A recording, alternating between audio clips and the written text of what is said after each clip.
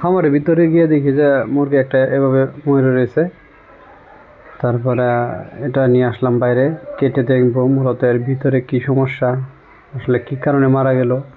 খাদ্যতলিতে মূলত কোনো খাদ্য ছিল না। এই মুরগিটা যখন মারা যায়, আমি যখন নিয়ে আসি, তো মুরগিটা কেটে দেখি এর ভিতরে কি আছে, আর মূলত মারা গেল কি জন্য, এর ভিতরে অন্যরকম বা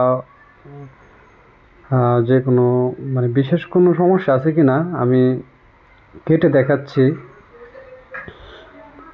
এটা যে খাদ্যতলি আছে, অর্থাৎ খাবারের যে রাস্তাটা দেখেন, আমি এটা যদি খুলে দেখাই, একবারে পাতলা, অর্থাৎ এই মুরগিটার পেটে সমস্যা ছিল বোঝাইতেছে। আর আপনারা যদি এই ভিডিওটা দেখে কিছু বুঝে থাকেন, তাহলে অবশ্যই আমাকে জানাবেন যে মুরগিটার এই সমস্যা বা অন্য কোনো সমস্যা কি কারণে এরকম হলো। কলিজা কিন্তু ঠিক আছে, কলিজা যেমন থাকার কথা এমনই, কলিজায় কোনো সমস্যা হয় নাই।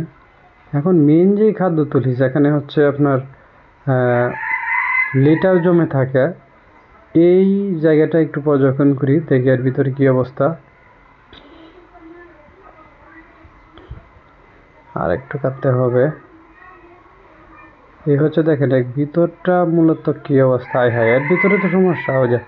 থুস খাই ফেলছে, লিটার খাই ফেলছে, নতুন লিটার দিয়েছিলাম তুষ, এটা খাই ফেলছে। মুরগিটা কেন মারা গেল আর ভিতরে কেন তুষ পেলাম, অভিজ্ঞ ভাইতে পরামর্শ চাই প্লিজ।